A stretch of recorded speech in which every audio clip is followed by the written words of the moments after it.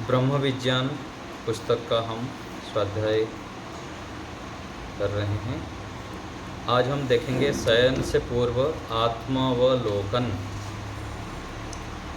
आत्मनिरीक्षण, अपने दोषों को छोड़ना, गुणों को धारण करना, मनोनियंत्रण करना आदि विषय हम देख रहे थे।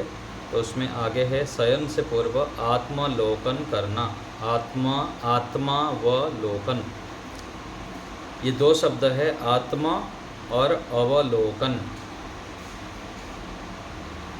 तो स्वयं को अवलोकन अर्थात देखना। इन क्षणों में कुछ इस प्रकार के प्रश्नों का उत्तर खोजना चाहिए।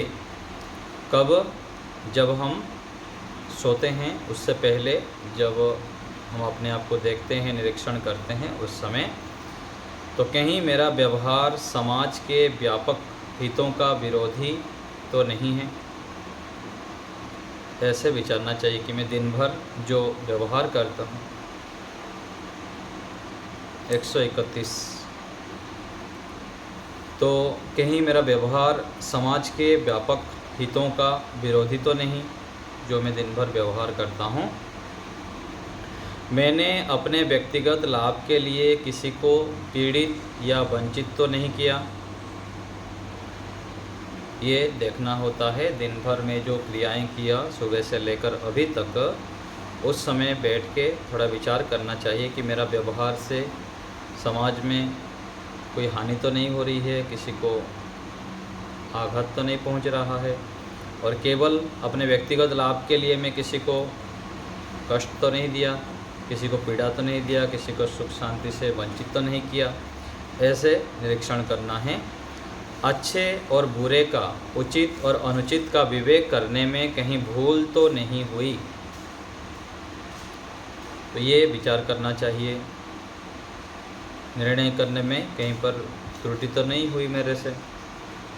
मैंने कितना निर्माण किया और कितना विध्वंस किया। तो सुबह से शाम तक हम बहुत सारे कार्य निर्माण करते हैं, भोजन से लेकर, और भिन्न भिन्न क्षेत्र में अलग अलग प्रकार के निर्माण, अर्थात किसी को सहयोग करना, जोड़ना, अथवा नया कुछ चीज़ बनाते हैं। तो जोड़ने में कितना योगदान दिया और नष्ट करने में कितना योगदान दिया, ये विचारना चाहिए। और आगे है अपेक्षित व्यक्तियों और कार्यों के साथ क्या सहयोग किया, ये देखना है। और अवांछनीय तत्वों और घटनाओं का विरोध कर सका या नहीं कर सका। तो कहीं पर मान लीजिए हमको आवश्यकता थी सहायता की किसी के माध्यम से, तो हम उनसे सहयोग किया कि नहीं किया उनको, ये देखना है। और जो गलत काम करते हैं, जो समाज राष्ट्र के अहित कार्य करते हैं, उन कार्यों का मैं विरोध कर सका कि नहीं कर पाया, नहीं कर सका तो क्यों नहीं कर पाया। सामाजिक अन्याय शोषण में मैं भागीदार बना, उसका शिकार हुआ या सक्षम प्रतिकार किया। तो समाज में बहुत सारा अन्याय होता है और न्यायपूर्वक कार्य भी होता है। तो इन दोनों में जो अन्यायपूर्वक कार्य हुआ उसमें विरोध करना चाहिए, और न्याययुक्त कार्य में सहयोग करना चाहिए। उनको हमें प्रेरणा करनी चाहिए। अच्छे कार्य जो करता है उसको सहयोग भी करना चाहिए। भविष्य में परिस्थिति विशेष में मेरा व्यवहार और प्रतिक्रिया कैसी होनी चाहिए। अलग अलग परिस्थिति आने पर मैं उसका कैसे सामना करूं और किस प्रकार व्यवहार वहां पर मुझे करने चाहिए, ये भी विचार करनी चाहिए। इच्छा, द्वेष, जलन, डाह आदि से तो युक्त नहीं हुआ। ईर्षा, द्वेष, जलन आदि से हम युक्त हो जाते हैं। तो कहाँ पर मैं युक्त हुआ, कैसे कैसे परिस्थिति आया दिन भर, तो उसका मैं सामना कैसे किया, इसके ऊपर मुझे अपने आप को विचार करना चाहिए। मेरे कारण किसी प्राणी की हिंसा तो नहीं हुई, ये भी विचार करनी चाहिए। देश, धर्म और मानव समाज के रक्षा के लिए कोई परोपकार का कार्य किया या नहीं किया, ये भी विचार करनी है। मेरे स्वभाव, वाणी, बर्ताव से कोई दुखी तो नहीं हुआ, कोई पीड़ित तो नहीं हुआ, खिन्न, भयभीत, त्रस्त तो नहीं हुआ। तो ये सब अपने उन्नति के लिए विचार करना चाहिए। यदि विचार नहीं करेंगे, सावधान होकर देखेंगे नहीं, तो क्या होगा? फिर उसको दूर करने के लिए प्रयत्न भी नहीं करेंगे। इसलिए इन सब विषयों के ऊपर अच्छे प्रकार से विचार करना चाहिए कि दिन भर मेरे व्यवहार कैसा रहा और क्या करना चाहिए था, क्या नहीं करना चाहिए था, करने योग्य कार्य किया कि नहीं, नहीं करिए आगे कार्य को छोड़ा कि नहीं। ये सूक्ष्मता से सोने से पहले हमें विचार करना चाहिए। हमारे जीवन में दुख का कारण क्या है, उसे पकड़ने के लिए आत्मनिरीक्षण करें। हम क्रिया, व्यवहार, वाणी आदि में दोष करते हैं, उसके पीछे हमारा अज्ञान है, वो वासनाएं हैं। तो व्यवहार में, वाणी से, मन से सोचने में हम त्रुटियां करते हैं, दोष करते हैं। उसका कारण क्या है? हमारा अज्ञान है और जन्म जन्मांतरों के गलत संस्कार, वासनाएं हैं। कूड़ा कचरा देखेंगे ही नहीं तो साफ क्या करेंगे? अतः पहले सूक्ष्मता से दोषों को, त्रुटियों को पकड़ें, फिर दूर करें। तो ये हमें विशेष रूप से ध्यान देनी चाहिए। और यदि साधना में, योगाभ्यास में मोक्ष के मार्ग पर बढ़ना है हमें, तो इसके लिए अत्यधिक प्रयत्न करना चाहिए। सूक्ष्मता से अपने दोषों को, त्रुटियों को देखना चाहिए। तब जाके व्यक्ति आध्यात्मिक क्षेत्र में विशेष प्रगति कर पाएगा। जैसे बाह्य कोई निर्माण करता है व्यक्ति, तो उसके लिए अत्यंत पुरुषार्थ करना पड़ता है, उसके लिए योजना बनानी पड़ती है, क्या करना, क्या नहीं करना, उसके लिए विचार करना होता है। ऐसे ही आध्यात्मिक निर्माण के लिए, आध्यात्मिक उन्नति के लिए भी हमें अपने दोषों को, त्रुटियों को देखना, फिर उसको दूर करने के लिए अत्यधिक प्रयत्न करना चाहिए। मानव का एक भयंकर दोष है कि सत्य को ग्रहण करने और असत्य को छोड़ने में उद्यत नहीं होता है। तो आर्य समाज के नियम में भी ऋषि दयानंद जी लिखते हैं कि सत्य को ग्रहण करने और असत्य को छोड़ने में हमें सर्वदा उद्यत रहना चाहिए। यदि हम सत्य को ग्रहण नहीं करते हैं और असत्य को नहीं छोड़ते हैं, तो हम गुणग्राही नहीं होंगे और फिर हमारे अंदर दोष आ जाएंगे। इसलिए हमें इस दोष को छोड़ना चाहिए। आगे विषय आ रहा है ईश्वर प्रणिधान। ईश्वर प्रणिधान समाधि का विशिष्ट साधन है। तो समाधि प्राप्ति के लिए सर्वश्रेष्ठ साधन ईश्वर प्रणिधान है। बहुत सारे साधन बताया गया योग दर्शन में, लेकिन सबसे बड़ा साधन मनोनियंत्रण के लिए और ईश्वर की ओर बढ़ने के लिए, समाधि प्राप्ति के लिए बताया गया है ईश्वर प्रणिधान। सूत्र है योग दर्शन में, प्रणिधानात् भक्ति विशेषात्। ये व्यास भाष्य में आता है, सूत्र नहीं है। जो महर्षि पतंजलि जी के सूत्र है उसके भाष्य में ये आया है। व्यास भाष्य में व्यास ऋषि के द्वारा जो भाष्य किया गया है, प्रणिधानात् अर्थात ईश्वर की विशेष भक्ति करना, अर्थात ईश्वर में सर्वाधिक प्रेम का होना। तो प्रणिधान का अर्थ क्या है? ईश्वर में हमारा अत्यधिक प्रेम हो, ईश्वर को हम स्मरण रखें। और एक भाष्य में लिखा गया है कि ईश्वर प्रणिधानम सर्वक्रियाणाम परम गुरौ अर्पणम तत्फल संन्यास वा। तो ईश्वर प्रणिधान किसे कहते हैं? तो इसकी परिभाषा इसमें दिया गया है कि ईश्वर प्रणिधान वह है कि आत्मा, मन और वाणी, शरीर से की जाने वाली सब क्रियाओं को ईश्वर समर्पित कर देना और उसका लौकिक फल नहीं चाहना। तो हम कोई भी कार्य करते हैं, दिन भर व्यवहार में उसका फल चाहते हैं, इसके फलस्वरूप ये मिले, वो मिले। तो तो बिना फल के इच्छा में कोई कर्म भी हम नहीं करेंगे। तो फल की इच्छा से जब हम कर्म करते हैं, उस फल को हमको केवल अलग कर देना है। एक तो है कि सांसारिक इच्छा, व्यक्ति, वस्तु, स्थान, कोई लोभ प्रवृत्ति में हमको उस फल की इच्छा करना, और दूसरा है दूसरे तरफ ईश्वर की प्राप्ति, मोक्ष की प्राप्ति के उद्देश्य रख के यदि उस भावना से हम काम करेंगे तो वह ईश्वर प्रणिधान हो जाता है और निष्काम कर्म भी हो जाता है। तो सभी क्रियाओं को करते हुए सावधान रहना और उस क्रियाओं को ईश्वर को समर्पित कर देना, लौकिक फल ना चाहना ईश्वर प्रणिधान है। और है ईश्वर प्रणिधानम तस्मिन् परम गुरु सर्वकर्म अर्पणम, उस परम गुरु परमात्मा के प्रति सब कर्मों को अर्पित कर देना, अर्थात ईश्वर आज्ञा के अनुसार सब क्रियाएं करना। तो ये भी ईश्वर प्रणिधान है। जो भी वेद के द्वारा, दर्शनों के द्वारा, वैदिक ग्रंथों के द्वारा, सत्य साहित्य के द्वारा जो हमें आज्ञाएं दी गई है, उन आज्ञाओं को पालन करना, उनके अनुसार क्रियाएं करना भी ईश्वर प्रणिधान कहलाता है। साधक जप में कभी कभी पाठ करता है पर अर्थ का विचार नहीं कर पाता।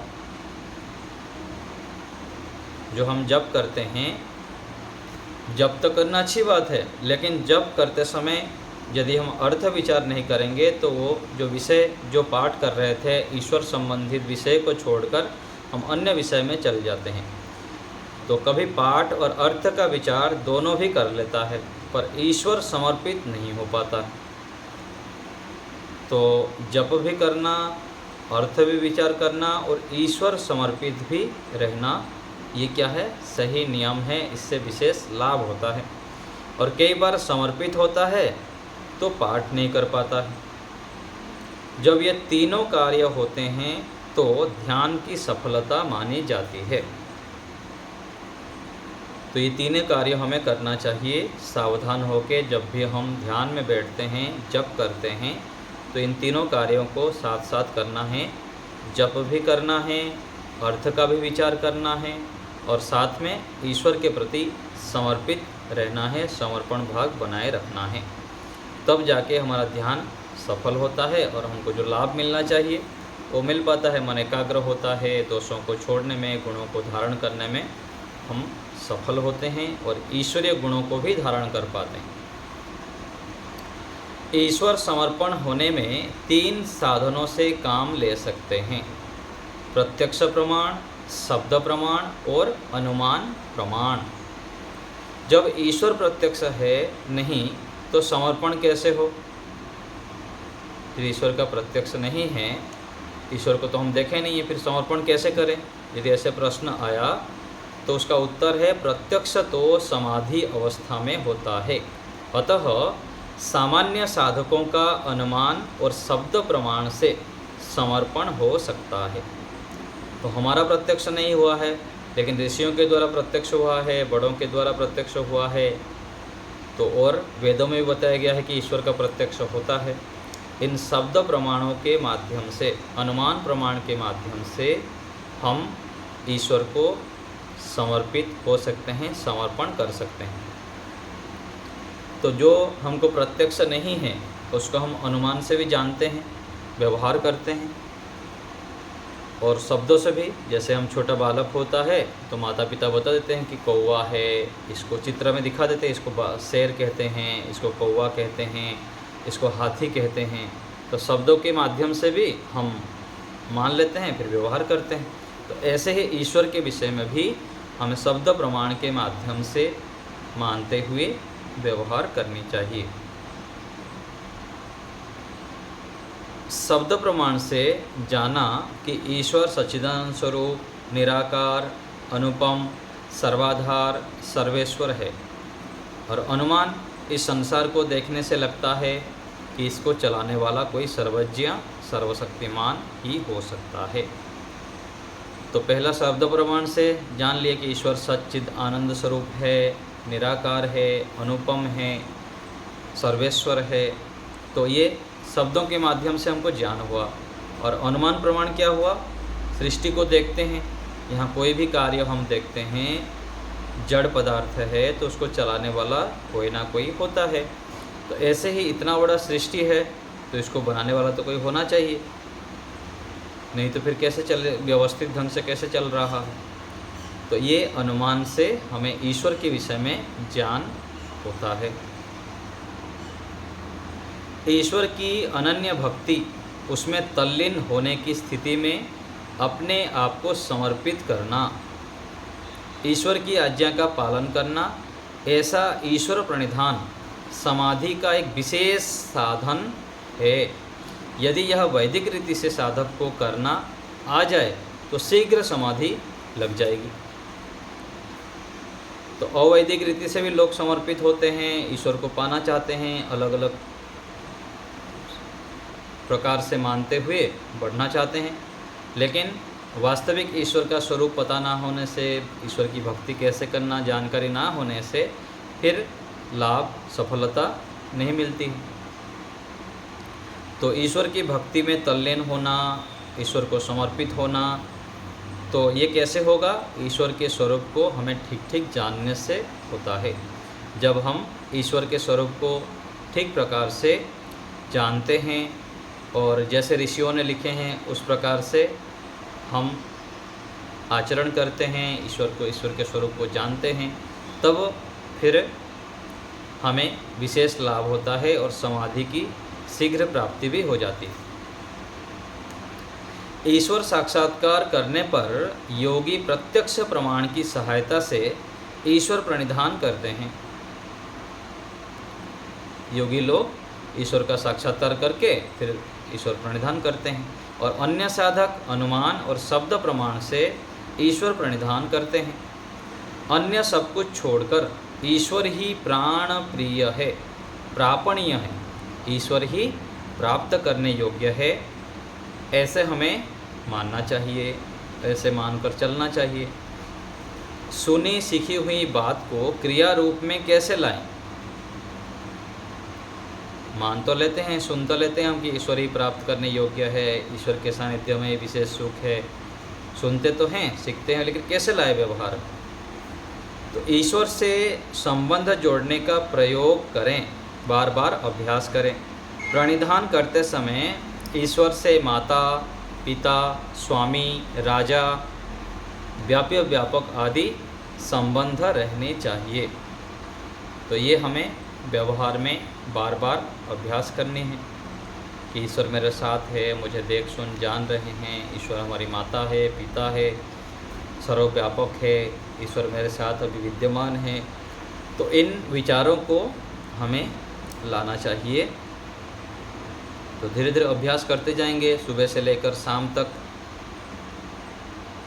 तो यहाँ पर बीच में एक पंक्ति रह गया, इसे प्रातः सायं व्यक्तिगत उपासना में क्रिया रूप में लाया जाता है। तो प्रातः काल, सायंकाल विशेष रूप से अभ्यास करना है और दिन भर भी हमें इसको व्यवहार में प्रयोग करते रहना है। सब कुछ परम गुरु परमेश्वर को अर्पण कर देना। जैसे इस सत्संग भवन में रहन सहन, योगाभ्यास आदि करते हैं, फिर भी इसे अपना नहीं समझते हैं। इसी प्रकार इस संसार और इसके पदार्थों को ईश्वर का मानकर उपयुक्त करें, परंतु अपना स्वामित्व मानकर ना चलें। तो शरीर से लेकर सभी पदार्थों को, संबंधों को ईश्वर का माने कि जो भी हमारे पास हैं सब कुछ ईश्वर का है, मैं तो केवल निमित्त मात्र हूँ। और दूसरा, यह शरीर हमें ईश्वर से मिला है, हम तो इसमें किराए पर हैं, इसके प्रयोक्ता हैं, मालिक नहीं हैं। जिस बुद्धि पर अभिमान है वह भी ईश्वर प्रदत्त है। यदि ईश्वर अपनी दी हुई सब वस्तुएं ले ले तो अकेला जीवात्मा कुछ भी नहीं कर सकता। तो ईश्वर की दी हुई वस्तु अपनी मानने लग जाते हैं, तो यह क्या है? चोरी है। और कर्मों का फल तो मिलेगा, और फल की इच्छा छोड़ देना ईश्वर प्रणिधान है। तो दूसरे की वस्तु को जब हम अपना मान लेते हैं तो ये क्या होता है? चोरी होता है। तो ईश्वर के द्वारा दिए हुए जो भी पदार्थ हैं उसको अपना ना माने, परमात्मा का ही माने। तो ऐसे मानकर चलने पर हमें लाभ होता है। और फल की इच्छा छोड़कर केवल ईश्वर प्राप्ति इच्छा रखना, कर्म करते जाना। फल की इच्छा अर्थात सांसारिक फल की इच्छा छोड़कर केवल ईश्वर प्राप्ति की इच्छा, ईश्वर की ओर बढ़ने की इच्छा, ऐसे मानकर जब चलेंगे तो ईश्वर प्रणिधान हो जाता है।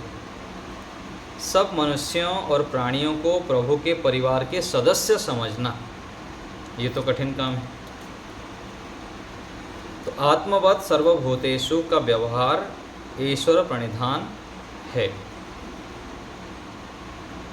तो सभी प्राणी जगत, पशु पक्षी, कीट पतंग, सभी को आत्मवत् मानना, ईश्वर के संतान मानना, तो ये क्या है? ईश्वर प्रणिधान है। और इससे हमें विशेष लाभ होता है। हम राग द्वेष आदि से बच जाते हैं। और परिवार के सदस्य मान के जब चलेंगे तो सभी के साथ ठीक ठीक व्यवहार करेंगे। कोई कुछ व्यवहार गलत कर दिया तब भी हम माइंड नहीं करेंगे, खिन्न नहीं होंगे।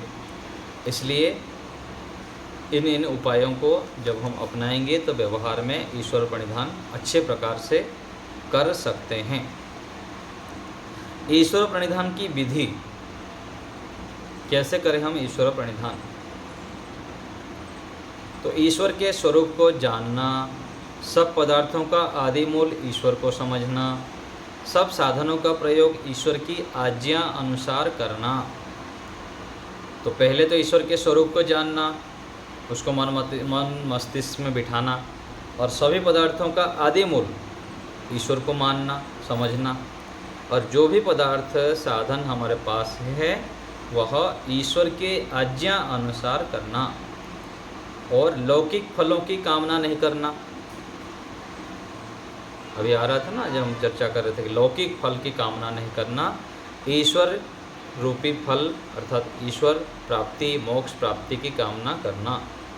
ये क्या है? ईश्वर प्रणिधान है।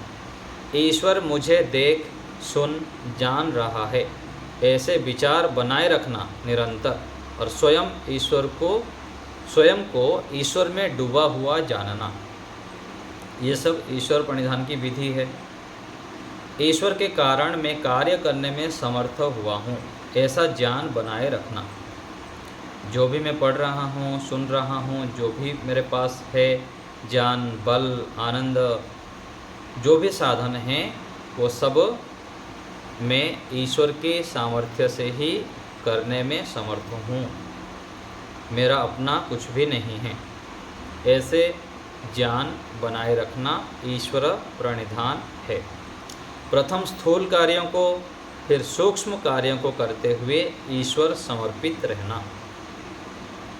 तो पहले स्थूल कार्य को जब करते हैं, भोजन पकाते हैं, बर्तन धोते हैं, चलते फिरते रहते हैं, उस समय अभ्यास करनी होती है।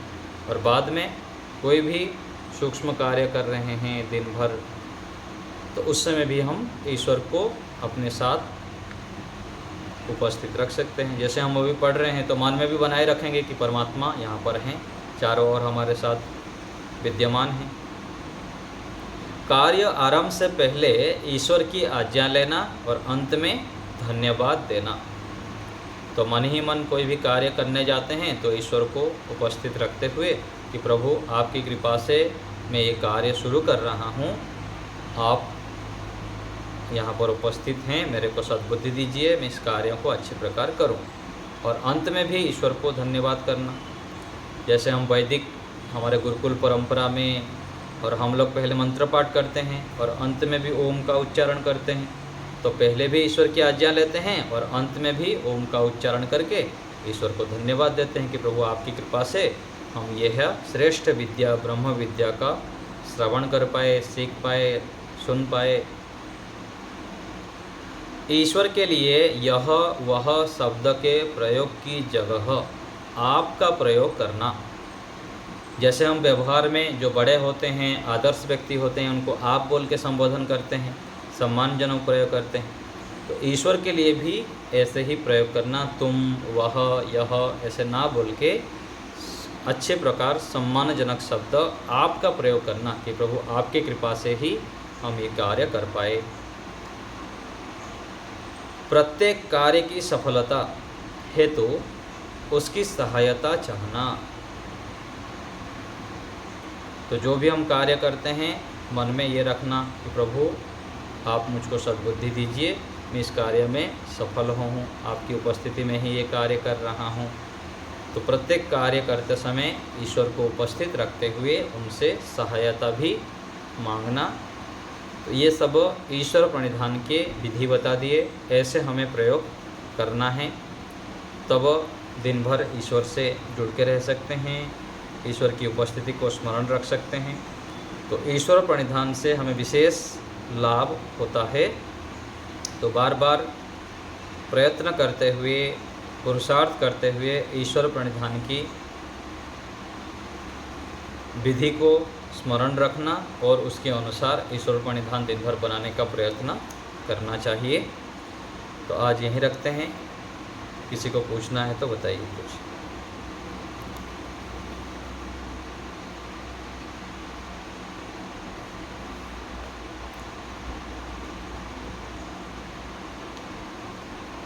आ गया समझ में ईश्वर प्रणिधान? सुदेशना माता जी बोलिए।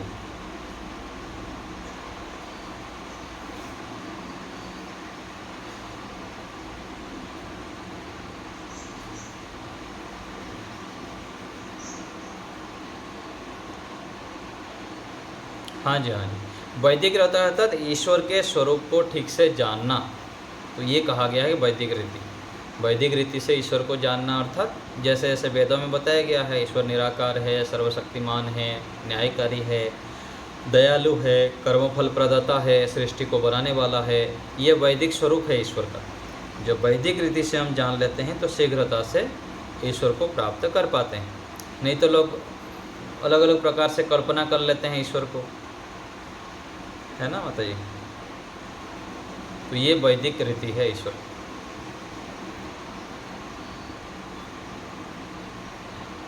हाँ जी, हाँ जी। ईश्वर के स्वरूप को जानना, जीवात्मा के स्वरूप को भी जानना और प्रकृति के स्वरूप को भी जानना। जो त्रैतवाद है वैदिक सिद्धांत में, ईश्वर, जीव और प्रकृति, इनके स्वरूप को भी ठीक ठीक जानना, तीनों के स्वरूप को।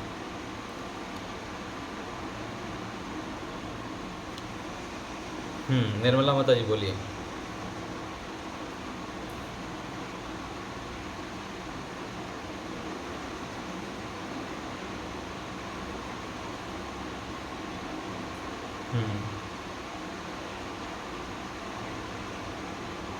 हाँ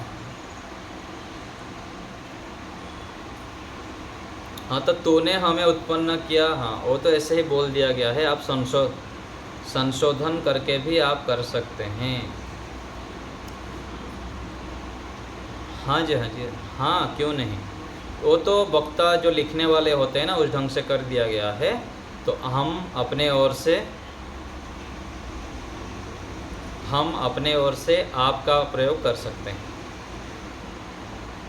तूने हमें उत्पन्न किया।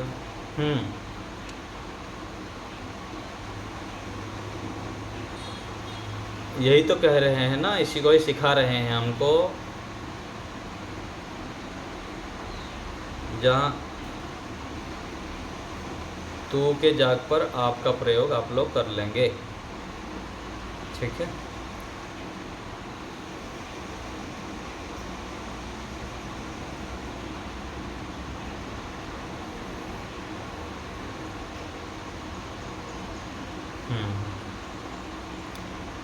नहीं करना हो तो कर सकते हैं, लेकिन आपका प्रयोग करना सम्मानजनक है, उसका प्रयोग करें, ठीक है।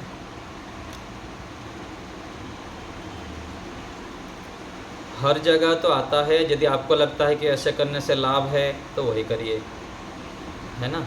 और यदि ऐसे करने से लगता है कि ऐसे करना चाहिए तो करें। मैं ऐसे ही चलूँगा, ऐसे ही मानूंगा तो ठीक है। यदि आपको उससे लाभ होता है तो वैसे करिए, है ना। जैसे छोटे बच्चे का जैसे हमारा अभ्यास है और हम लोग प्रयोग करते हैं कि छोटे 2 साल के बालक हो, 1 साल के बालक हो, सबको आप बोल के बोलते हैं। हमको ऐसे ही सिखाया गया है गुरुजनों के माध्यम से कि सभी को आप बोल के करना, सभी को सम्मान देना। व्यवहार में लाखों लोग, करोड़ों लोग ऐसे ही प्रयोग करते हैं। तो ऐसे वैसे जो कर्मचारी होते हैं, छोटे होते हैं, उनको ऐसे ही प्रयोग करते हैं, तो कर रहे हैं, व्यवहार हो रहा है। लेकिन हमको जो शिक्षा दिया गया है हम उसका पालन करते हैं। यदि आपको भी लगता है कि ऐसे करना चाहिए तो करिए, नहीं तो जैसे करते हैं वैसे चलता रहे। ठीक है। शुद्ध विधि माताजी यही तो बताए यहाँ पर, शुद्ध विधि माताजी बताया गया ना, अभी तो बताया शुद्ध विधि क्या है। यदि आपको उसको अपनाने से लाभ लग रहा है तो करिए, नहीं तो जैसे जहाँ दिख रहा है आपको वैसे करना है तो करिए। ठीक है। सविता माताजी बोलिए। जी।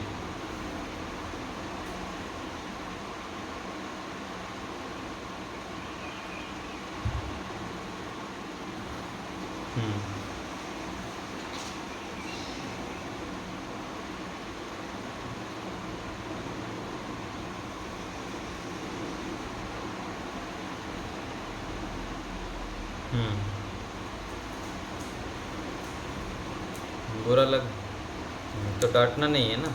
जब छोटे समय था उस समय जब सिखाना था तब हो गया, अभी और कुछ नहीं बोल सकते हैं। फ़ोन दिन भर पकड़ के बैठेंगे, जो मर्जी वो कर सकते हैं। अभी केवल सहन करना है, प्रेम से बोलना है, माने तो माने, नहीं तो उनका जीवन उनके साथ। उनके लिए अपना समय सामर्थ्य खर्चा नहीं करना है। अपना कर्तव्य कर लिए 10-12 साल 13 साल तक ठीक है, उसके बाद प्रेम से बोलना है, ना डांटना है ना फटकारना है। जो करना है अपने पैर में वो कुरादी मारने में स्वतंत्र है, उनको करने दीजिए। 1 बार 2 बार 4 बार बता दिया, प्रेम से कभी सुन रहे तो सुने, नहीं तो अपना समय सामर्थ्य को खर्चा नहीं करना है। ठीक है। जो कर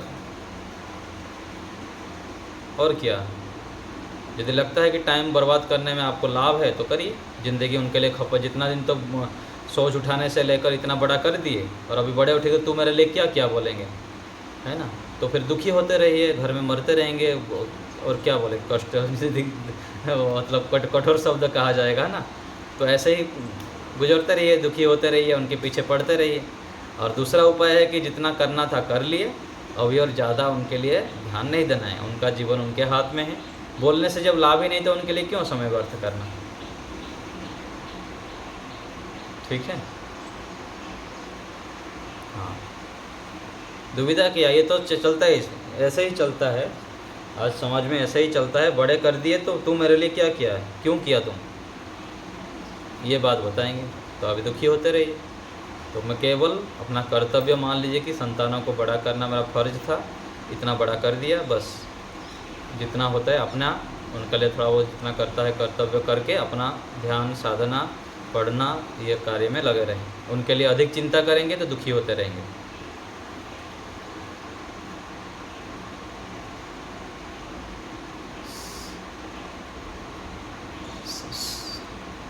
ऐसे ही होगा।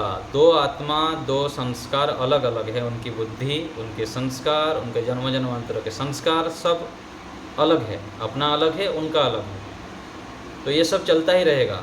संसार में आए हैं तो 2 बुद्धि कभी भी समान नहीं हो सकता। जब पति हो, माता हो, पिता हो, बच्चे हो, साथी मित्र हो, सब ऐसे ही चलता रहेगा। बस काम चलाना है, टाइम पास करते हुए, शॉर्टकट रास्ता देखते हुए।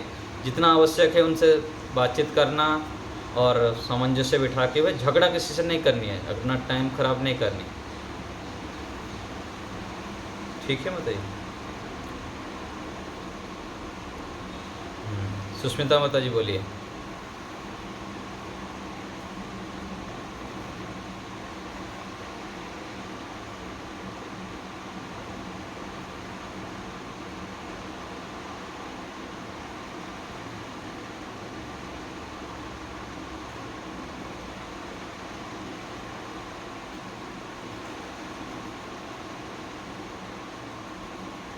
कौन बोल रहा है? कोई बात नहीं, मैं बता दिया ना अभी, इतना सारा बता दिया, आपको समझ में नहीं आया क्या? संतान ऐसे ही करेंगे, आपकी बात मानेंगे नहीं, आपको दुखी नहीं होना है। आपको प्रत्युत्तर देंगे, आप मेरे लिए क्या किए हैं, और जो भी बोलेंगे उसका आपको उलट पुलट बोलेंगे, तो उसको सहन करना है। बस कर्तव्य मानते हुए करते चलिए।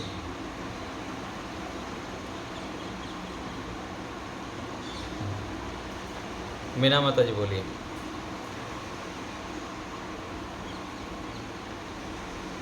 बोलिए।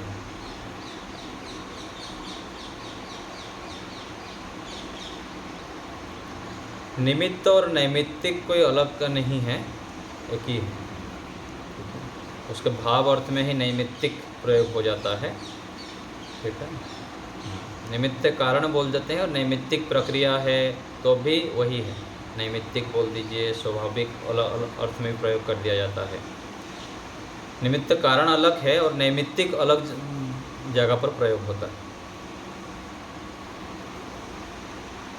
जहाँ पर आप पूछ रहे हैं, जहाँ लिखा है वहाँ देखनी पड़ेगी किस जगह पर आप देख के पूछ रहे हैं,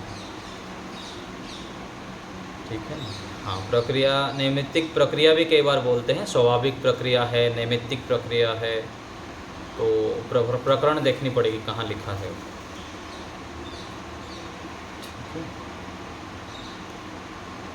चलिए, और कोई बात, और कोई पूछ रहा था? हो गया। तो इस प्रकार से हमें व्यवहार करनी चाहिए यहाँ संसार में। जिसके लिए भी हम उपकार करते हैं, जो भी सहयोग करते हैं, उसके यदि उसके अंदर धार्मिकता नहीं है, अच्छे संस्कार नहीं हैं, तो वह अपने जिससे उपकार मिला है उससे प्रतिकूल व्यवहार भी कर सकता है। चाहे माता हो, पिता हो, पति हो, साथी मित्र हो, कोई भी कर सकता है, शिष्य हो। लेकिन इन सब का संसार में कुछ भी होना असंभव नहीं है, कुछ भी हो सकता है। ऐसे मानकर चलना बुद्धिमत्ता है, तब जाके हम ईश्वर की ओर बढ़ सकते हैं, सुख शांति से रह सकते हैं। यदि दुखी होते रहेंगे, परेशान होते रहेंगे, तो अपना ही समय शक्ति बर्बाद होगा। ठीक है, चलिए यहीं रखते हैं आज।